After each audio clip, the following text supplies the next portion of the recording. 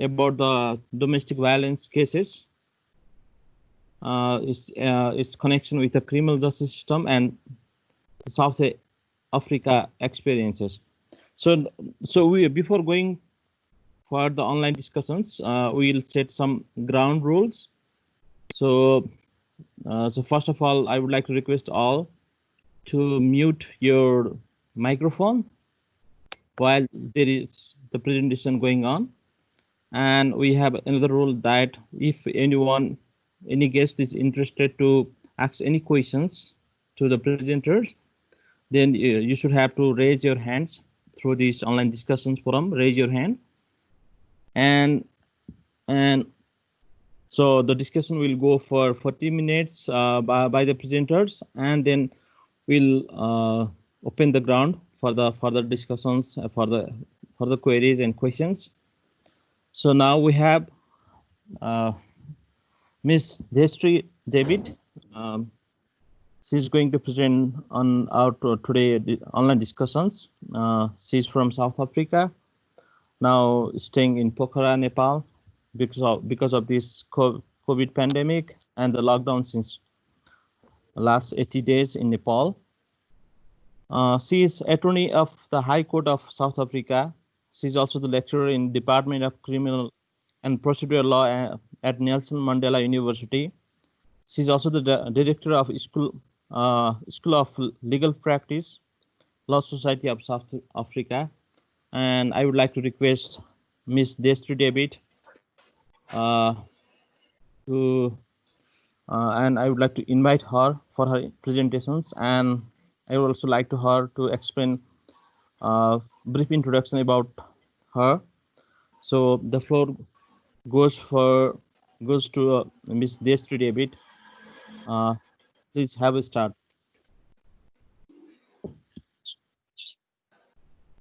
Okay, thank you so much, Nirmal, and thank you for your kind invitation for me to participate in this symposium.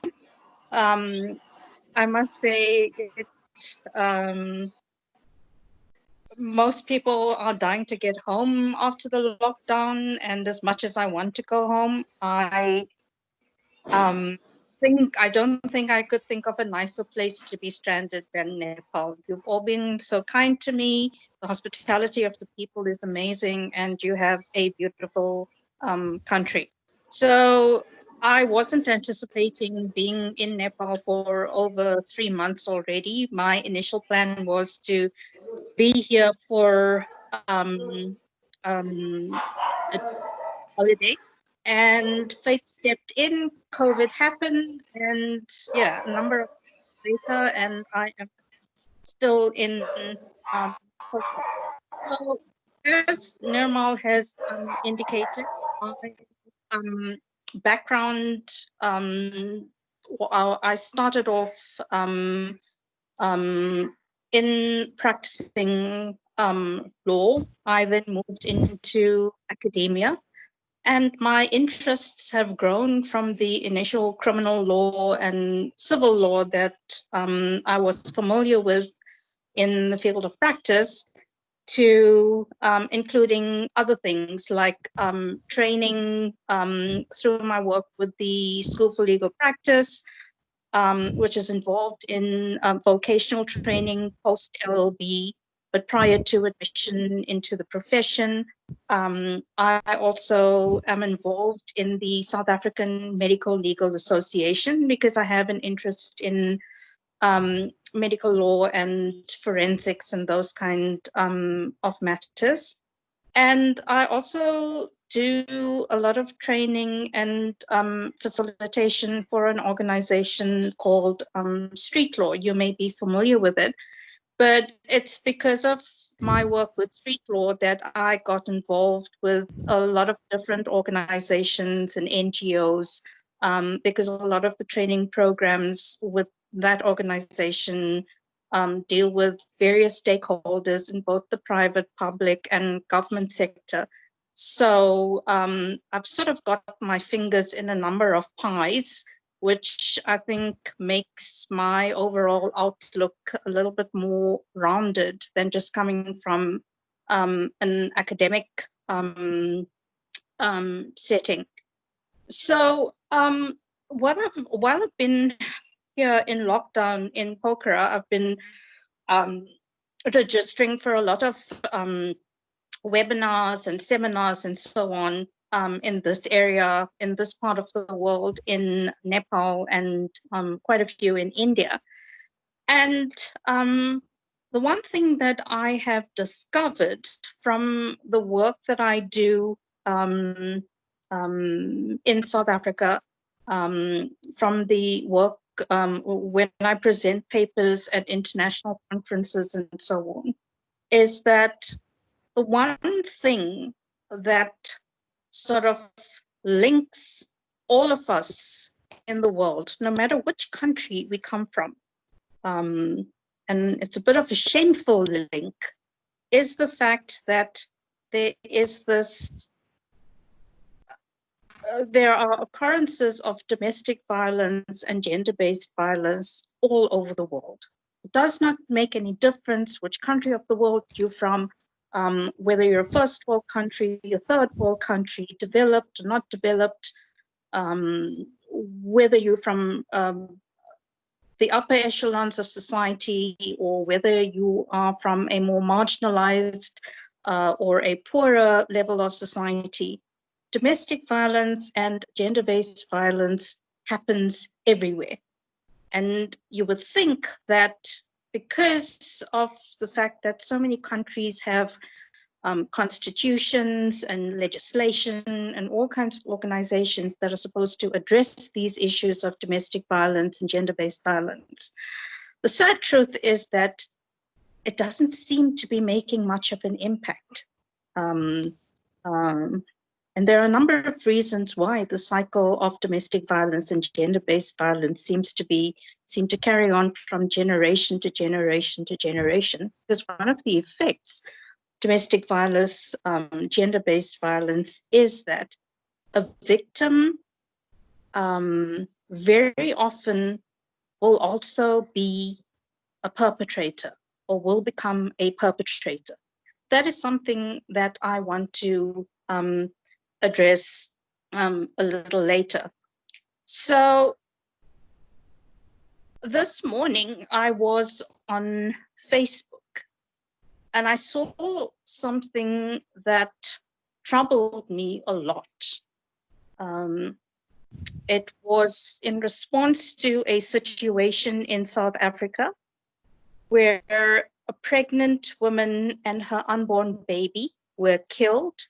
She was stabbed and then hung. Obviously, she died, and so did her unborn child. And this was, the perpetrator in this case was her boyfriend.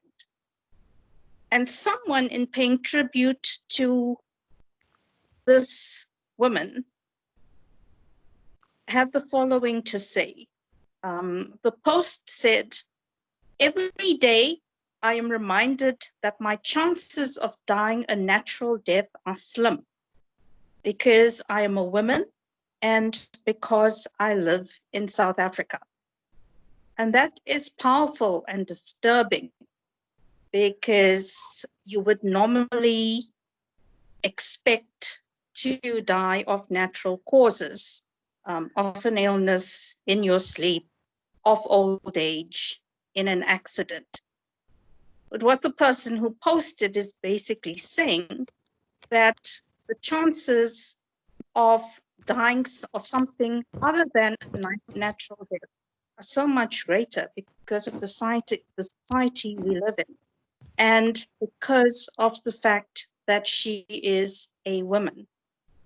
And that is terrifying, because nobody should have to live with that kind of fear or have those kind of thoughts in their head. Now, South Africa, as you may be aware of, has quite a high crime rate.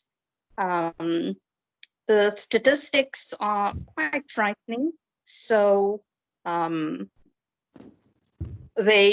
research shows that every day 3 women are killed in South Africa by an intimate partner, like a husband, boyfriend, or a lover, something of that nature. 1 in 3 women in South Africa will be the victim of some kind of sexual or physical assault. And a shocking number of 40% of women in South Africa will be raped at some time in their life. Now, those are horrific. I understand from just looking at the stats that in Nepal, you are nowhere near those kind of figures. But for women living in South Africa, these would be very real and very frightening statistics. Last year, I visited Nepal for the first time in September.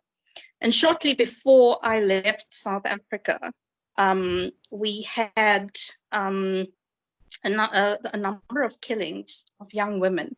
And I think the one situation where a young woman had been to the post office and during her encounter with someone at the post office, she was raped and murdered.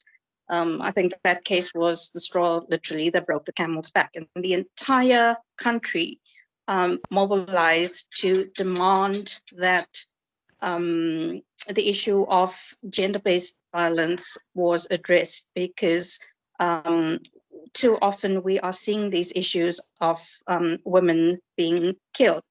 So if we talk about domestic violence, I think domestic violence is or falls under the broad category of gender-based violence. Gender-based violence will include domestic violence. It will include things like physical, sexual, psychological, economic abuse by an intimate partner or by somebody in the household against the victim.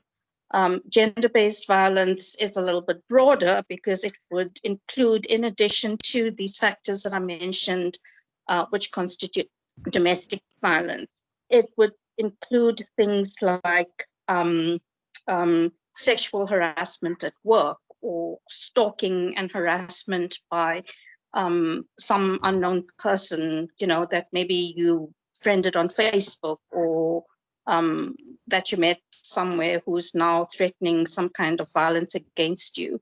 And with these kind of issues, in most cases, it is women are the victims of domestic violence, or in the larger scale of things, gender-based violence.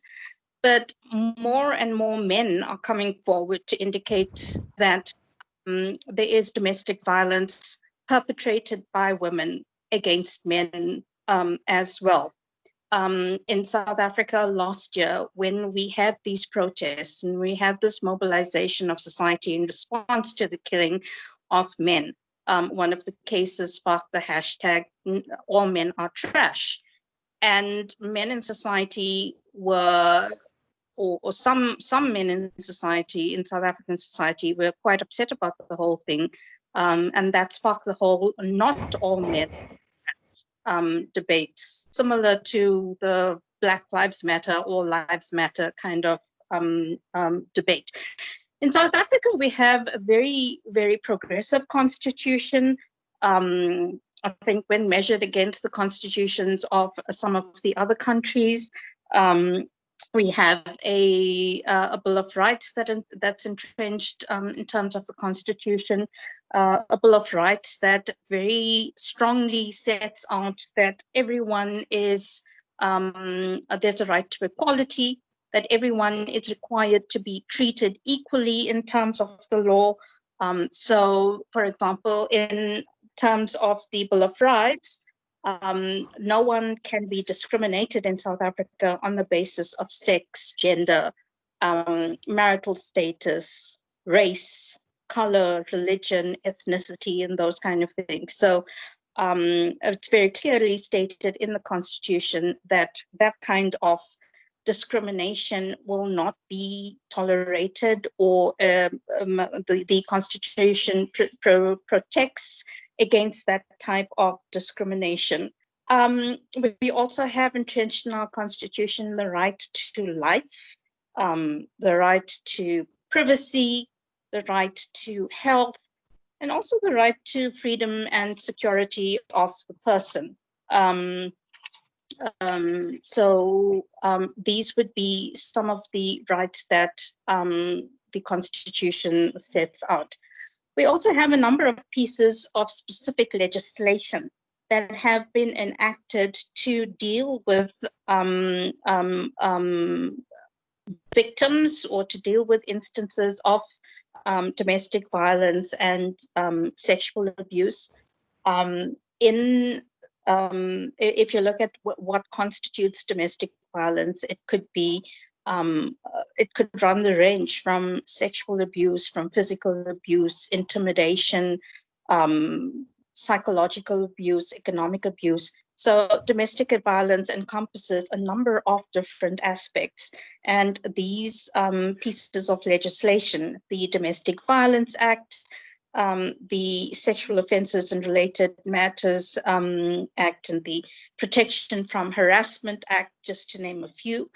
These would be some of the pieces of legislation that have been enacted in order to address the issue of domestic violence in South Africa. You also have in South Africa, and this is something very shameful about the state of our country, I think, is that a very, very large number of the victims of domestic violence, specifically with regard to sexual abuse that happens within a family kind of setting, a large number of the victims are children. So you have a situation where you have victims ranging from victims being in their teens, who've either been physically or sexually assaulted by a parent, a relative, a friend, or somebody who is living in the home. But it can also be very young children, like a 5 or 6 year old, or, in some cases, they've been as young as a 3-year-old child who would have been the victim of some kind of sexual abuse by a family member or somebody who is known to the family. So if you think about a few years, or sort of 20, 30 years ago, when we taught our children stranger danger, when we taught our young children that you had to be afraid of the stranger in the park, or a stranger who may kidnap you, or who may do vile, wicked things to you. Unfortunately, it is so much closer, because in a lot of instances, the abuse comes from a family member or a relative.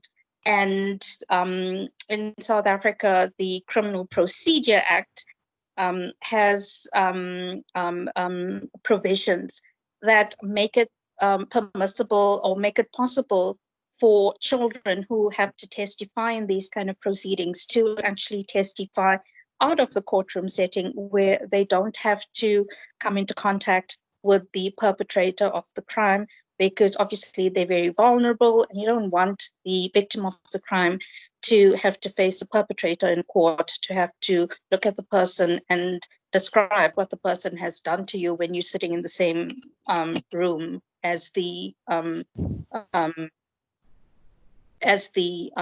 perpetrator.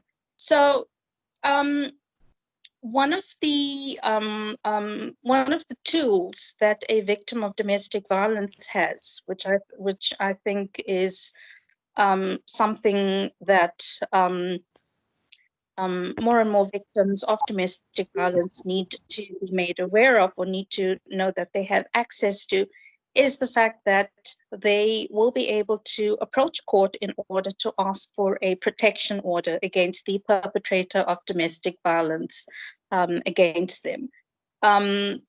what makes the procedure that we use in South Africa, I think, very user-friendly for a victim of domestic violence is that wherever you are or wherever the victim is in South Africa, every magistrate's court has jurisdiction to grant a protection order to the victim of domestic violence. Also, where you have a victim of domestic violence, that victim does not necessarily need to have a legal representative in order to have access to getting a protection order. And a protection order is basically an order from the court, which basically, depending on the circumstances of the particular victim and his or her complaint, is basically a court order that could include maintaining a distance of, let's say, 200 meters from the victim, or not having any physical or telephonic contact with the victim, or not being allowed within a certain radius of the victim's place of residence or the victim's place of employment, or if the perpetrator has a firearm, then the order could be specifically addressing, because there's so much of having a gun in the home may be problematic. The protection order could specifically address or require the perpetrator to hand in his firearm, or for the police to remove the firearm from the possession of the perpetrator. So if a victim goes to court asking the court to grant this particular order, as I've mentioned, the victim does not have to have a legal representative. And in a country like South Africa, where you have so many people that are indigent or living below the poverty line, who will not or may not necessarily be able to pay for legal representation, it helps that the victim can approach the magistrate's court, where there are personnel there who will assist the victim to fill out an affidavit in which the victim actually sets out what his or her case is, to give details of the incidents of domestic violence and so on. And a magistrate can grant that. And it's an interim order, obviously, because in South Africa, we have to make sure that the audi alteram partem rule is applied. The other party, the perpetrator, must be given an opportunity to be heard. And so on the return date, the perpetrator will have an opportunity to present his case, and the magistrate then will then be in a position to decide whether to confirm that protection order or whatever the case may be. And I think that is something that definitely is of some use to a victim who may not necessarily have the resources or the time to take to consult an attorney or somebody who could assist her in court proceedings. Then this is something that a victim can have access to. Because of the number of different the number of different forms that domestic violence can take, in a lot of cases, domestic acts of domestic violence will also constitute criminal offenses. So rape, for example, could be an act of domestic violence, but it's also a criminal offense. Some kind of sexual assault, or just physical assault itself, intimidation and so on. These could also be criminal offenses that the complainant, the victim, may want to approach the police in order to lay a charge against the perpetrator. One of the things that happens, and one of the things that the police sometimes complain about when it comes to victims of domestic violence, is that the complainant may lay a charge or make a complaint against the perpetrator, and then decide to withdraw that charge. And this very often happens. If you just to give you some insight into South African society, and especially in the lower income type of families, you have a lot of situations where there is only one breadwinner, who is the father or the husband. Mom is the woman, the victim is normally a stay-at-home mom or somebody who is not employed. We have a very high unemployment rate in South Africa as well. And so very often, husband goes out drinking on a Friday night, comes back home, beats up his wife. She then makes a complaint at the police. He's arrested. And then come Monday, she decides that she wants the charges against him dropped, because if he's in jail, and if he's not working, then she's not going to have any money in order to run the household or to feed the family. So while it was a good thing to get him out of the house while he was violent and that kind of thing, if the charges against him are dropped, because a victim very often finds themselves in a situation where they have to decide, what is more important, to prevent myself from getting hit again, or do I need food on the table in order to feed my children? So that is a very real problem that we have in South Africa.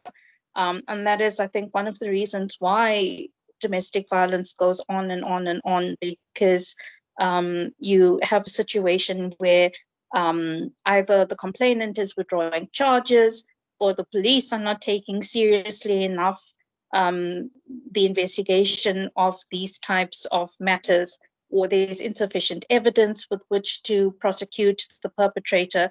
So it's quite problematic when you think of it in that kind of situation. Now, we've had like I've explained to you, we have a very high incidence of rape in South Africa. In South Africa, I'm not sure what the position is in Nepal. I haven't looked at this. But in South Africa, rape is not just limited to instances where there is a lack of consent without or by somebody that the person is in a relationship. We also have criminalized in South Africa marital rape. So if you are in a situation where even if you are married to the person, if there is lack of consent, that is still considered to be rape in South Africa. And so if you think about it in that kind of situation, education is so very important when it comes to this, whether it's to advise victims or potential victims of the mechanisms that may be available to them to assist them in that kind of situation, whether it's to advise of what to do in the event that you want to leave an abusive relationship. In other words, where is the shelter that you can go to? Is it possible that you can, if you leave your spouse, if you leave your violent partner, can you still get assistance to care for your children? Should you want to divorce a violent partner in that kind of situation? What happens in the interim until the divorce order is granted? So it's very, very important that, especially for people who are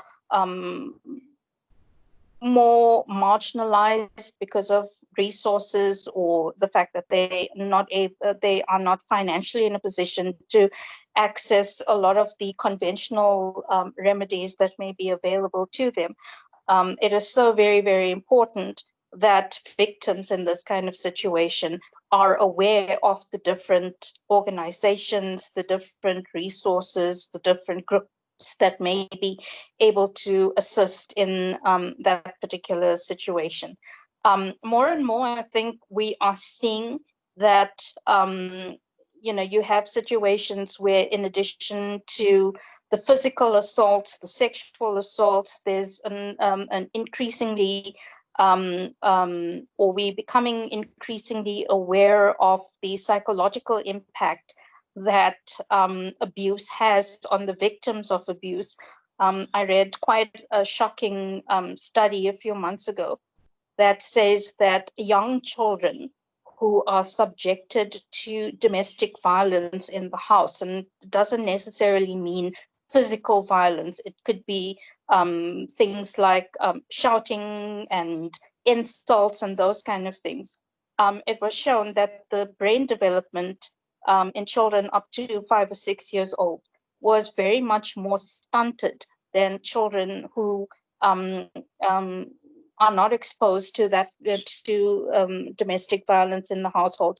So clearly, I think we come from a position where we didn't necessarily always place such a lot of emphasis on the psychological effects, but both for the victim and for children potentially that are involved or that find themselves part of this kind of situation. It is quite traumatic for children. We're seeing also a lot of instances of compelled rape, where you have a situation where a perpetrator of a sexual crime in a domestic violence kind of in a relationship where there is domestic violence, where the victim may be forced or compelled to perform sexual acts on themselves. You even have situations where, as part of the crime, you have the perpetrator who then forces someone else to rape a victim. There was a case in South Africa a few years ago. There was this gentleman. He was divorced from his wife.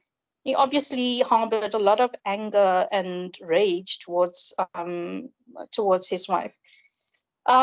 So he basically went to his ex-wife's home, expecting her to be alone, but she was there with her eldest son. He was a teenager. I think he was about 16 or 17 years old. And he basically tried to defend his mother, and he was shot by his father. The ex-husband, then got his workers. He had a couple of his farm workers with him. And he then forced his workers to rape his wife while holding the gun on everybody. In the course of the attack on his ex-wife, he also cut off her nipples and tortured her in all kinds of ways. And, you have really blood-chillingly horrible crimes that you have. There was another case last year, fairly close to the city where I live, where also robbers entered the home of someone, and they basically wanted the son. They were at gunpoint, were forcing the son to rape his mother, and he didn't want to do it. And the mom said, well, leave my child alone. You do whatever you want to me. And they raped the woman, and then they decided to rape her teenage daughter. And mom begged and pleaded again. And so they forced the teenage daughter to watch the mom being raped again. So these are fairly horrific and very heinous kind of situations. But I think the South African situation, these are some of the cases that we encounter in South Africa.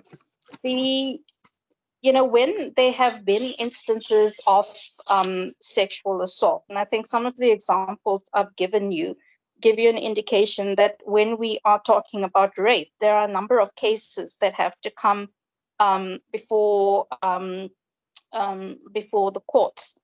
So what happens in this kind of situation is that we have in South Africa one-stop facilities that deal with the victim. And obviously, the victims of sexual assaults are invariably women or children. You do get men who are victims of sexual assaults as well, but the vast majority of the victims are women and children.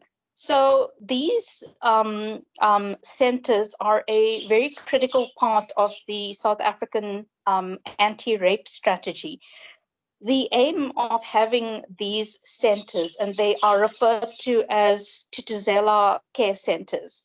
So the aim of having these centers is firstly to reduce the secondary victimization that a victim of a sexual assault may find themselves receiving, and also to improve the conviction rate when it comes to these type of assaults. Very often in the South African system, you hear from the members of the public that the South African criminal justice system doesn't work and that kind of thing. But obviously, if there is insufficient evidence to secure a conviction, the hands of the court are tied with regard to whether they can convict or not. And so these Tutuzela care centers have been set up with very specialized personnel manning the centers to be able to somehow improve the conviction rate. So the members or the personnel that that are found at these centers are basically from or the centers work on a multidisciplinary kind of setup. You have the National Prosecuting Authority, the South African Police Services, you have members of the healthcare profession, the doctors and nurses that are obviously going to do the medical examination with regard to the obtaining of evidence. And then you have well-trained rape crisis counselors who are assisting the victims at every step. And this integrated approach that these care centers utilize by integrating the functions of the NPA, the South African Police Services, the medical practitioners, and your counselors is one that looks at maintaining the respect and the comfort of the victims, to restore the dignity of the victims, and to ensure justice at the end of the day. One of the most important things of having access to one of these centers is that when a victim comes forward to record their complaint, in the normal course of events, the victim would have to go to a police station, would have to then speak to the person who was on duty. A statement would be taken, and we've seen from past cases that unfortunately sometimes victims aren't really treated with very much respect and dignity because of a lack of training or whatever it may be on the part of the police. And it's not a very good experience for a victim who's already traumatized by having some kind of assault perpetrated on their person to have to deal with them. So what would happen in this kind of situation is that the victim would be removed from that, would be transported by the South African Police Service to the Tutuzela Care Center, which is normally housed at a hospital. And obviously en route, there is a specially trained person who will accompany the victim to provide some kind of comfort, to provide crisis counseling and so on, from the time that the victim shows up at the police station until the time that the victim is taken to the center at the hospital. And obviously, once at the hospital, the victim will be properly examined. The necessary samples will be collected and properly labeled for testing for DNA, for example, and so on. Any injuries will be documented where these have to be used in court. The rape crisis counselors will make sure that the victims have access to medical care, they be referred to the relevant stakeholders where it's necessary. So, for example, if the victim shows up within 72 hours of the, let's say, sexual assault being perpetrated, the victim would get the proper medical attention, would be given the proper post-exposure prophylaxis. And this is very, very important because in South Africa, we have a very, very high number of people who are HIV positive. And especially if the assault was one, or the sexual assault was one where the perpetrator did not make use of a condom, then HIV is very much a factor that needs to be taken into consideration. And on that note, there has been legislation enacted, taken into consideration that there is this fear of having contracted HIV by a victim of a sexual assault. And so legislation makes provision for a situation where the perpetrator, the assailant, will have to submit to an HIV test. And obviously, the victim will, it's important for the victim to know whether the perpetrator was HIV positive or not. To give you an idea of the fact that our legislature takes very, very seriously the impact that HIV could have on the life of a vulnerable victim. In South Africa, because of the right to privacy and so on, you generally cannot be compelled to disclose your HIV status. But legislation has made provision for it in this kind of situation, where whether the perpetrator wishes to or not, he has to submit himself to an HIV test. Generally, in South African law, in order for an HIV test to be done, you have to have the consent of the person to having blood taken in order to perform the HIV test. But in the case of rape, it does not require the consent. So clearly, this is one of the other legislative steps that has been taken in South Africa in order to address the interests of a victim of this kind of attack.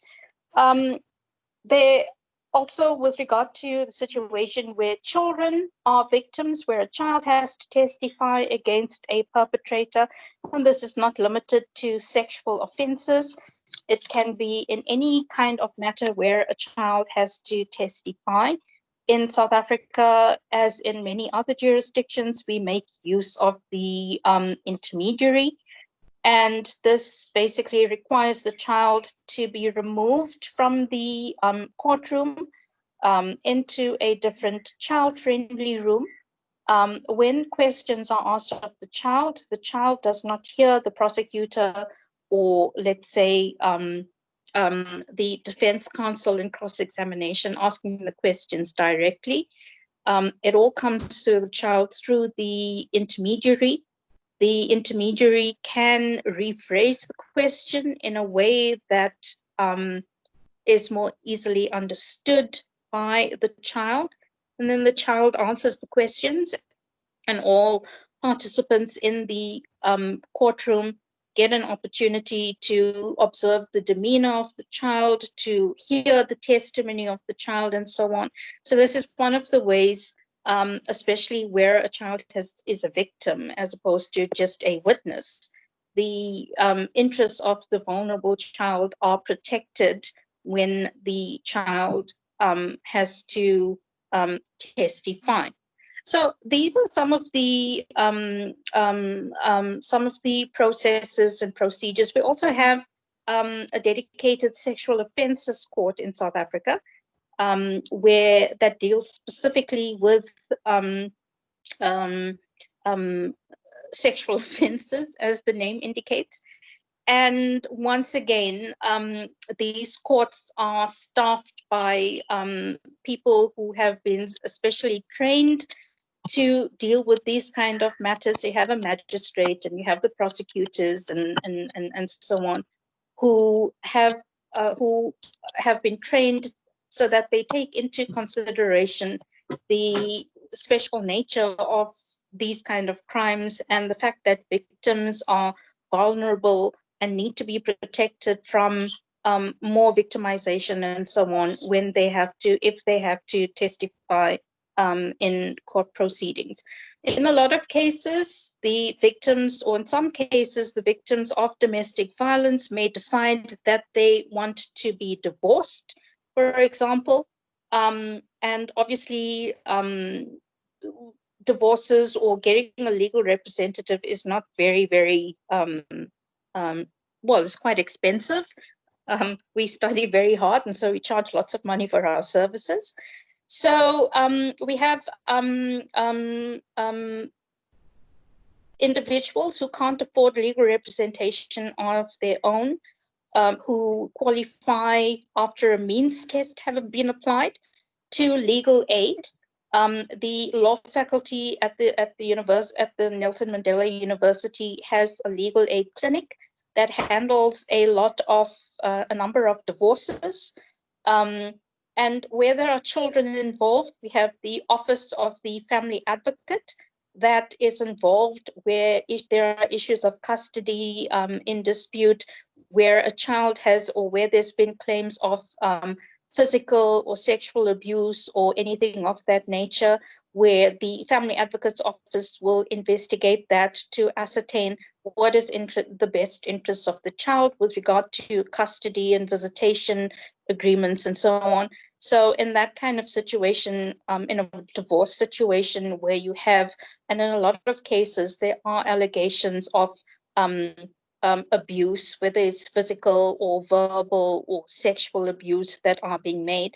And so the Family Advocate's Office gets involved in these kind of things specifically to ascertain what is in the best interest of the child when it comes to the issue of custody. So these are some of the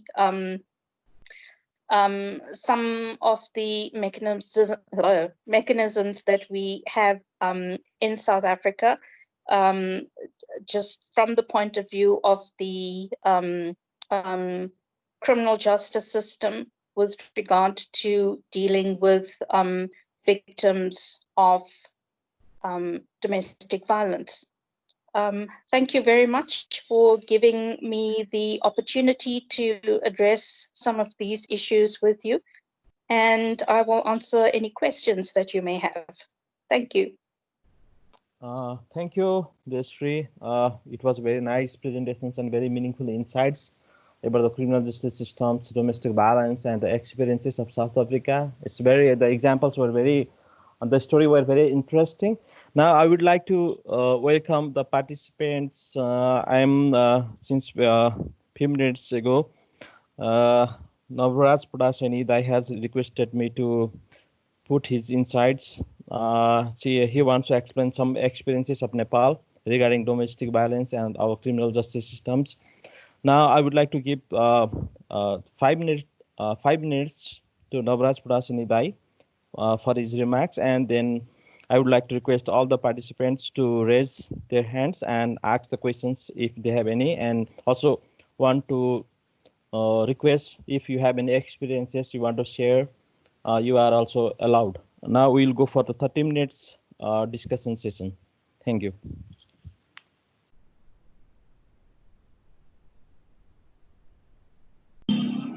Can I start, Nirmalji? Yes. So, thank you so much, Nirmalji, for providing me this opportunity. And how are you, David? How is your staying in Pohara? I'm enjoying it here very much. Thank you.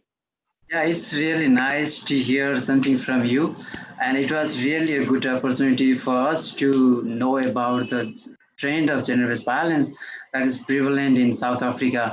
So, but before getting started, I'd like I'm just wondering to know something about like, so you share many things about your practice, like, right?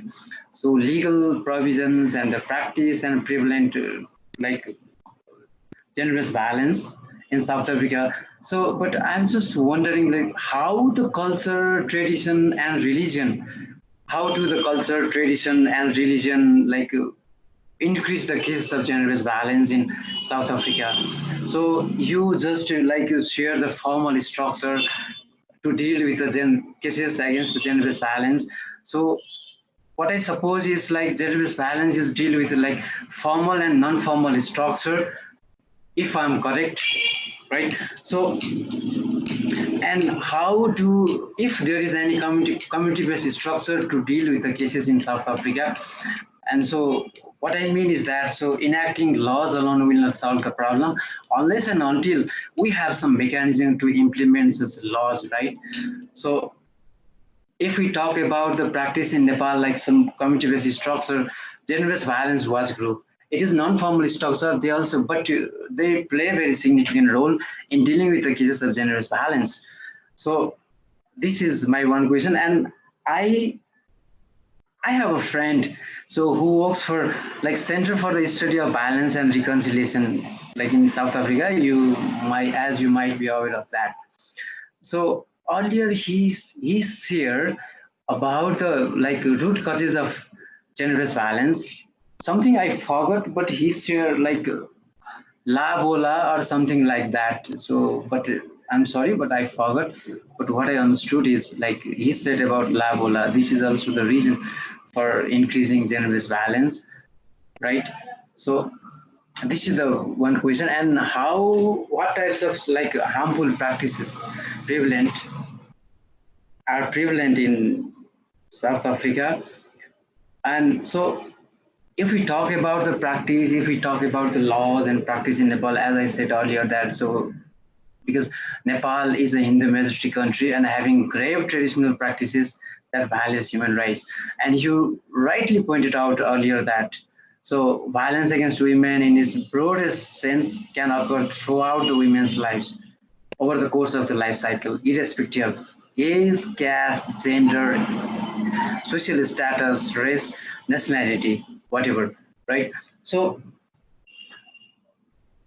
generous violence, like if we talk about the practice in Nepal, it has been addressed as a policy issue in Nepal since the mid 1990s. It was only in 2010. So I mean, we Nepal develop a legal and policy framework too. We do have a number of laws. So when we have a new constitution, which was promulgated in 2015, so it has addressed the issues and it has become a gender-friendly constitution.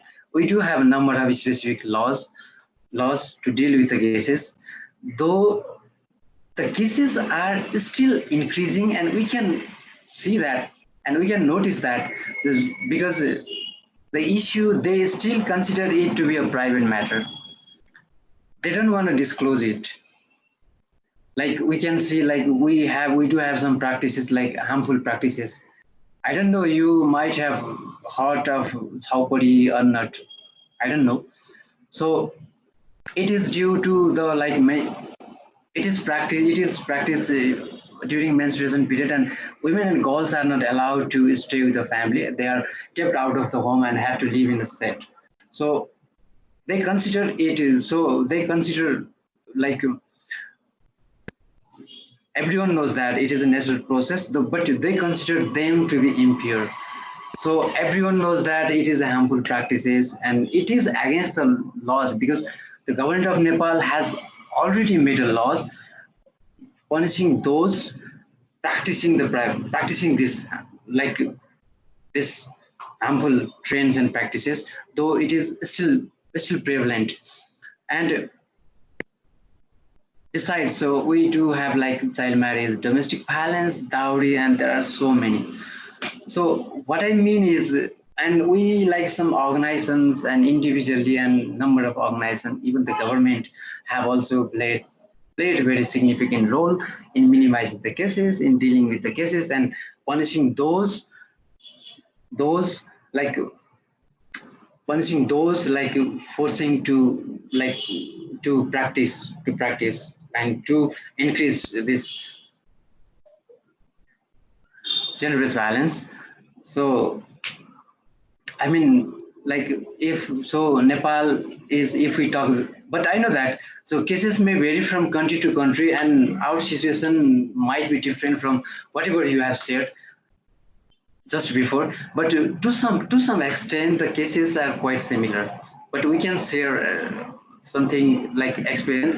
So at last, so what I think is, so we need to make the like society of it. We need to get the men and boys involved to deal with the cases, and we need to set up a community-based structure to deal with the cases. Unless and until we do have some community-based structure and this is kinds of mechanism, so law alone will not solve the problem. So thank you so much, Nirmalji. So I have more to say, but because of time constraints, so I think I may. If you have any question, and thank you so much, David, for thank you again for being with you and for all the participants. Thank you, Nirmalji. Thank you so much, Navraj, for that input. I want to agree with you on the last point that you made, that community involvement is so important, Yes. especially when it comes to dealing with things that are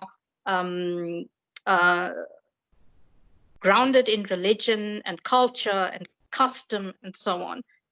Nobody wants to hear from the lawyers, because the lawyers are like this foreign breed and nobody likes lawyers. So the way I think the best way to address those kind of things is by working through the community. Because I think if you get a community member or a group in the community on your side, it will be so much better coming from the community than coming from an outsider, where, and we found this in South Africa as well.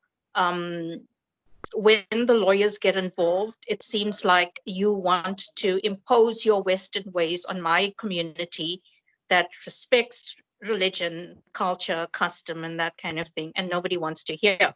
Whereas if you involve the community through education programs and workshops, and basically get them to engage with the community, you provide the training and the framework and the information, and have the community take it out. It works so much better when you do it that way.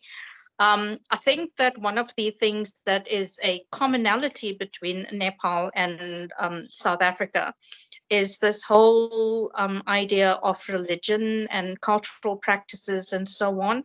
In South Africa, we have so many different cultures with so many different beliefs and so on. I talked about the Constitution, which is the supreme law of South Africa, but the Constitution also recognizes culture, and it gives everyone the right to practice their own religious freedom and so on.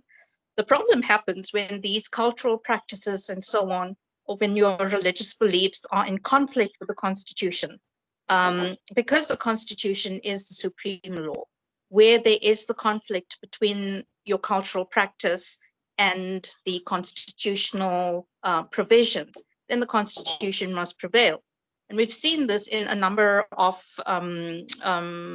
cases where the courts have had to decide. So, for example, in South Africa, every woman, no matter what age, has a right to access abortion services.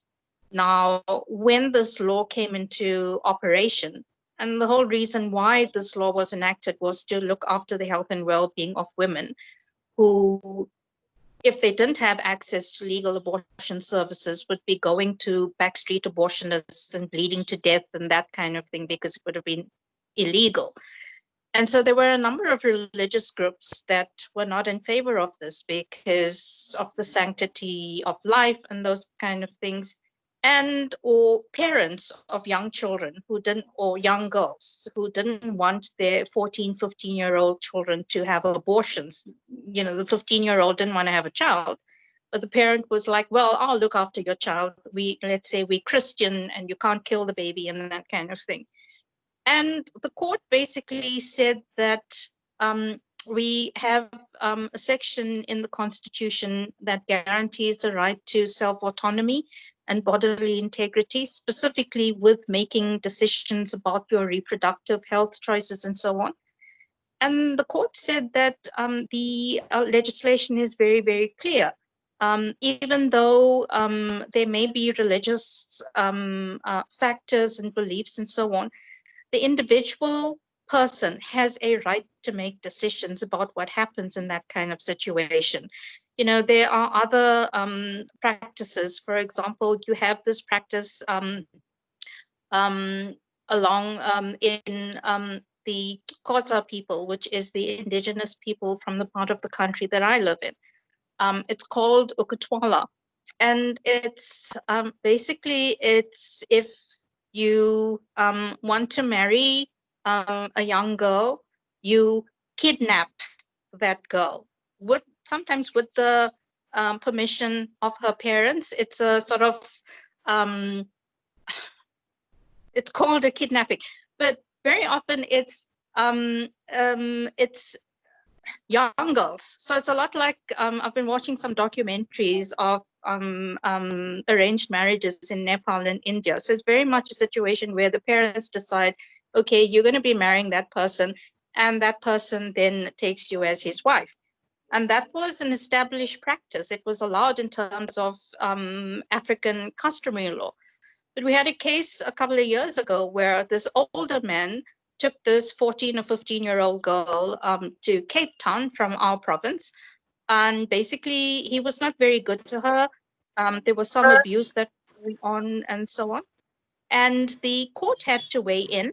He was then subsequently charged with kidnapping and rape. And he attempted to argue, but my culture allows me to do it, because she didn't give consent to have sexual intercourse with him. She was kidnapped, taken away without anyone knowing about it, or without her consent. And the court said, this is in conflict with the laws of South Africa. It may be your custom, it may be your religion, whatever. But as soon as it's in conflict with the laws of the country or a constitutional provision, then the laws and the Constitution must prevail. So we have that kind of situation. But I've seen, you know, when I watch the documentaries about arranged marriages and dowries and those kind of things, I immediately thought of our situation in South Africa, because it's different, but similar in a lot of cases. Like Nepal, South Africa is very, very patriarchal. Not to the extent that Nepal is, but very much so, I think. And we still have the situation in South Africa where family seems to think that what happens in your home is your business. Don't air dirty laundry in public. We must sort it out. We need to go to the priest who will counsel you about your marriage. Or my own personal favorite in religious circles, a husband is the head of the house and you must listen to what he says. Now, you can tell by the expression on my face what I think about that. But in communities, you find that where people don't want the I've heard that in Nepal, you don't want the stigma of having a divorced woman in the family, or you don't want the stigma of having somebody who's left the husband and come back home. Never mind that the person was in danger of her life in her marital home, but it's too much of embarrassment, and we lose face in the community and so on. We have that in South Africa as well, not to the extent I think that is here. In South Africa, everybody gets divorced. So it's not that much of a stigma to be a divorced woman, I think, that it is in South Africa. with regard to young girls and women sort of thing. You know, I think it's easier for you to make a mistake and come back home rather than you made your bed, now lie in it, don't bring shame on the family. I think that is more prevalent in Nepal than it is in South Africa, but we have that in South Africa as well. You know, so I think it's a case of spreading information and making communities and families more sensitized about the effects of it. So like I said, you have children who grow up with violence, you have children who are the victims of rape and so on. They perpetrate that again because that is the only thing that they know. That is their normal. So if you've lived it all your life and if you don't know any better, how are you going to do differently in your life? So that cycle has to be broken somehow or the other. And, you know, it's the law and lawyers can help when the matter reaches a head and you need to go to court. But I think it needs to be addressed at grassroots level. And as you mentioned, for that, you need the buy-in of the community and you need the assistance of the community to be able to do that. Thanks. So thank you for question and answer. Any participants want to share their experiences, any questions to me, Ms. David? Is there any questions?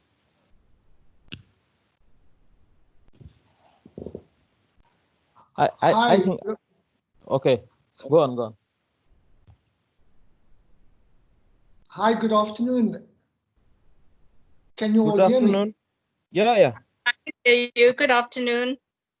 Hi, Desiree. Thank you very much for that lovely discussion on giving quite an accurate description of what's been happening in South Africa, what our laws are, and so on. Thank you very much for that. The question I have, I think it's more of a comment footnote than a question, but I'd like to also hear from one of our Nepalese colleagues to give some input here. I think many countries have quite strong criminal justice systems in place on paper, but the implementation of the laws that they've created most times create all sorts of problems, which sometimes describe that criminal justice system as being weak, as being corrupt, or as being overregulated. And as a result of that, you find that communities sometimes, because of their belief that the criminal justice system is either weak, corrupt, or overregulated, you find that they choose to take the law into their own hands through a system of vigilantism. And I'm just wondering to what extent that is prevalent in Nepal.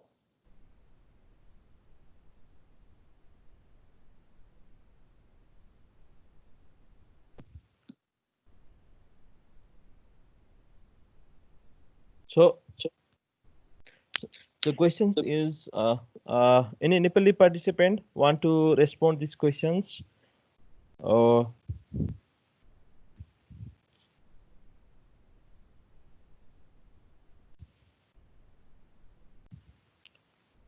Navraj, you want to share? Nirmalji, sir, sorry, I forgot to write it. So, do you mind if you repeat the questions? So,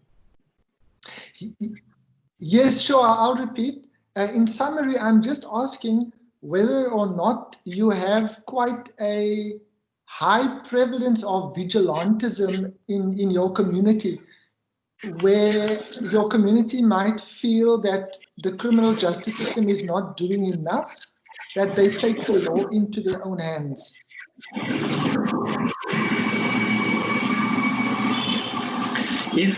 Okay, so, but something I didn't hear clearly, but so far, if we talk about the high prevalence of gender-based violence, right? You are talking about. Yes. So if we talk about the prevalence of domestic gender violence in Nepal, so it varies from one region, one province to another, one to another. Like if we talk about the practices prevalent in Tarai, like plain region, so we can see a high number of child marriage cases, right? Child marriage cases in the province, even like if we talk like province 2, province 5, even province 7, and even like 6 as well. This is the child labor, sorry, child marriage. And another thing is like if the child marriage has directly, because we have a law, and so our marriage age is 20. No one can marry before 20. But we have a law on one side. On the other hand, the cases are increasing.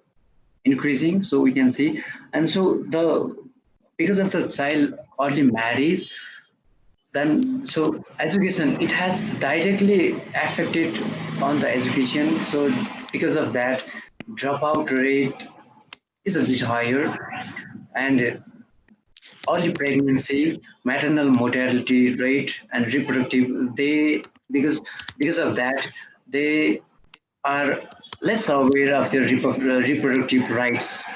This is the very one of the biggest challenge, this one. And if we talk about the problems prevalent in another regions, so like as I said earlier, we do have some harmful practices that has directly that is the reason behind the increase of the gender violence cases. So we do have laws to punish those practicing it, right? So however, we have a law, and because earlier the Supreme Court has already criminalized these practices. This is the thing. But though it is still prevalent, So everyone knows that. So it is harmful practices, though it is fully accepted and normalized in the communities. And so another thing is that like social stigma is also a reason behind that. Like let me share one thing, just 1 or 2 minutes. 2 minutes. I visited one district, one of the remote district, which is in least developing Nepal's Human Development Index. So before lockdown or something like that. So I met a teacher who, he was a very good teacher, and I met him, and he was talking to me that so he actually wanted to marry off his 13 years old daughter, but he is a teacher, and but he teaches in the school that so it is a balance, it is against the right of the children, but whenever he gets back home, he pursue that. So this is the problem, and he was saying that. So and I told him, why are you ready to marry off your daughter? She's just 13 years old, so she has the right. Later complete her study first. She might have a number of desire or something like that.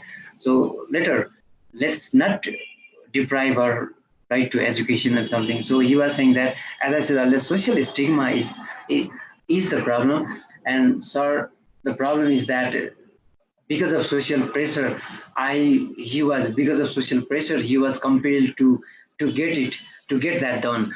And because there is some like social norms and behavior change and something like that, this practice.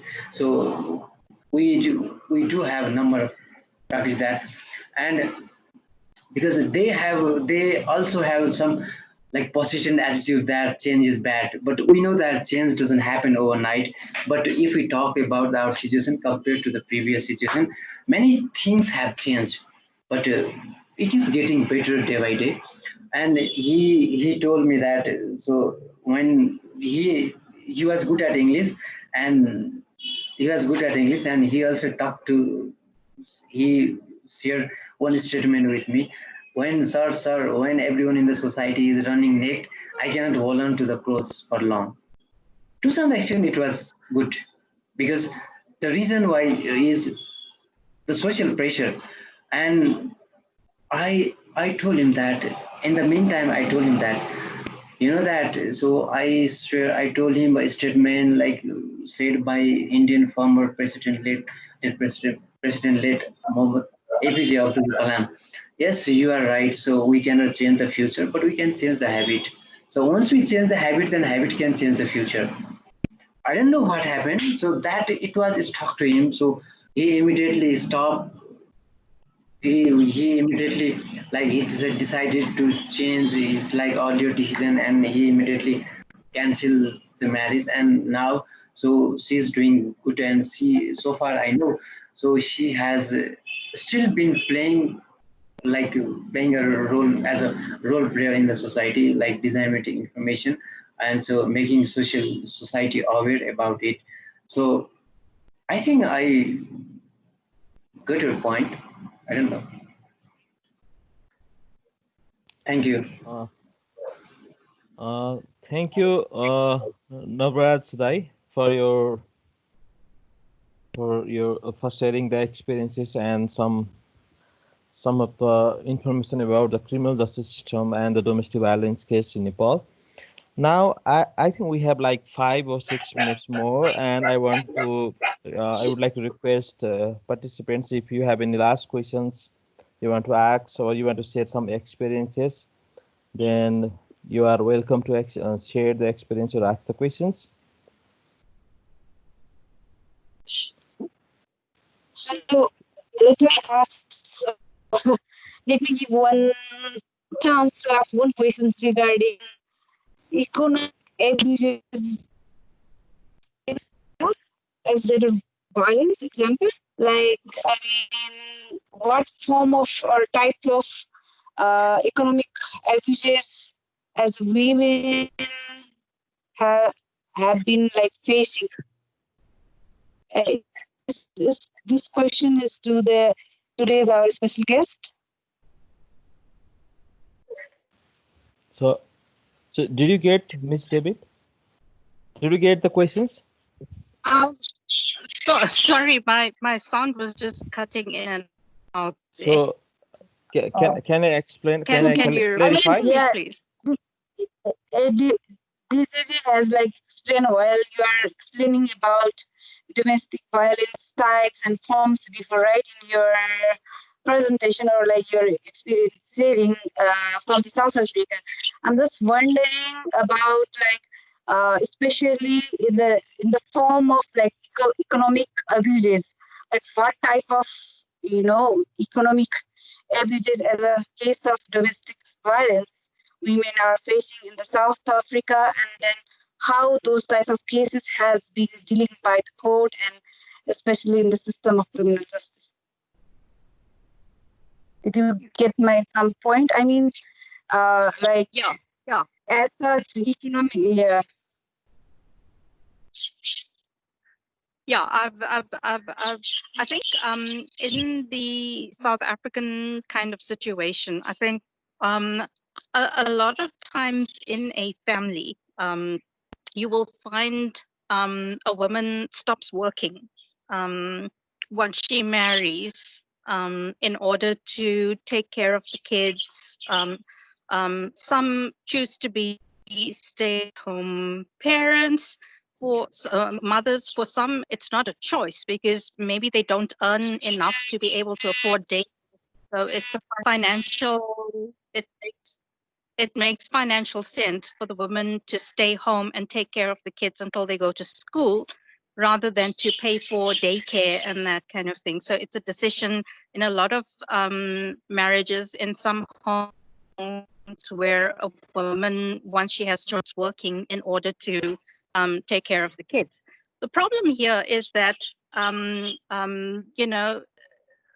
at this stage, she's not earning any. So she becomes very vulnerable from a financial point of view, because she's dependent on her husband for money to be able to do things, run the household and that kind of thing. And the form that economic or financial abuse takes is where a husband says, well, I'm not going to give you money if you don't do this, that, and the other. Or because you've behaved in this way, you're not getting money. Or you can't buy this, or you can't go here. Because she's totally financially dependent on her husband, it does not necessarily mean that there is actual hitting going on. But the abuse comes in the sense of withholding funds, money, and so on from a spouse. So the spouse is basically intimidated or pressured or threatened into behaving in a certain way or not doing certain things in order to ensure that she has access to money and so on. This is a problem. A lot of people, and in the example that I gave you, where women will drop charges of domestic violence and assault against their husbands and partners because they are financially destitute if that husband or partner is not providing for them. I think a lot of, especially when it comes to marriages as well, I think a lot of people a lot of women are so interested in the big white dress and the cake and the venue and that kind of thing, that they don't think much further than married. So they're not thinking in terms of what happens if the marriage breaks down. And so, a lot of times in South Africa, we have 3 different marital regimes. You can either marry completely out of community of property, or you can marry in community of property, or you can marry out of community of property, but with the accrual. That's like a hybrid of both kinds of systems. So depending on what type of marital regime the parties have chosen, if in the event of a divorce, in some cases, a woman who's married completely out of community of property is basically not in a good position financially because she's made nothing during the marriage. So that is problematic for the women. And I think from South African perspective, it's so important for husbands and wives or people who are entering into a marriage to properly acquaint themselves with the legalities and the legal implications of getting married, choosing to give up a job, and those. In South Africa, if the father of a child, if the parents are separated and so on, has to or should be paying maintenance towards the health and well-being and upkeep of that child. If they're divorced, there's also maintenance involved there. And we have a situation in South Africa where even pending a divorce, the woman can ask for a contribution towards the costs of her. Sorry, the dogs have all decided to bark now. They've all the woman can give a contribution to the costs of legal proceedings. So in a way, we have that kind of relief for a woman, especially if there are children involved. The courts in South Africa shy away now from giving maintenance for a spouse, especially where a spouse is able to go out and earn a living. So those are some of the things that I've come across in South Africa. Thank you, Desiree. I just want to compare with those abuses with the Nepal context and the case as well, as a global scenario, what type of now economic abuses or how we gonna deal with those things. So I just wanna some insight or example from your experiences. So far I got it. Thank you so much. Pleasure. Thank you for the questions. And now we are going to close. And before closing, because it's already 4:30 Nepali time, so before going for the closing, I would like to put some remarks on the domestic violence cases in Nepal. That in 2010 there was a big research by the National Institute of Health Sciences, which is under the Ministry of Health and Sciences of Nepal, Ministry of Health and Population of Nepal. It has stated that from the research, the finding was the research that was conducted in 18 districts of Nepal. The research concluded that the 2/3 of the cases of domestic violence, people do not go to go to seek the legal remedies on the domestic violence case in Nepal. And and the same report also states that the alcohol is the main reasons behind any kind of domestic violence, mostly the physical violence in Nepal. So relating with this research findings, I have last questions to Ms. David, that what are the main reasons of the domestic violence in South Africa? So what kind of cases do come in the court or any the local governments or any community about the domestic violence cases in South Africa? So this is my last questions. I think that we have to close, and I would like to request you quickly respond these questions, and we are going for the closing. Okay, thank you very much. Just on the issue of alcohol in South Africa, we went into lockdown a few days after you guys did in Nepal. And as part of our lockdown, South Africans were not allowed to buy alcohol until last week, I think it was. So lockdown was a dry lockdown for us in South Africa. Unfortunately, the number of domestic violence cases didn't drop as a result of that. You know, we tend to think that it's the alcohol that causes a spike in domestic violence. But I attended a talk a couple of weeks ago, and one of the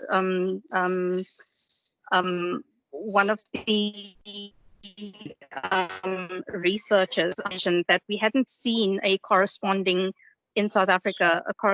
drop in domestic violence cases. If anything, it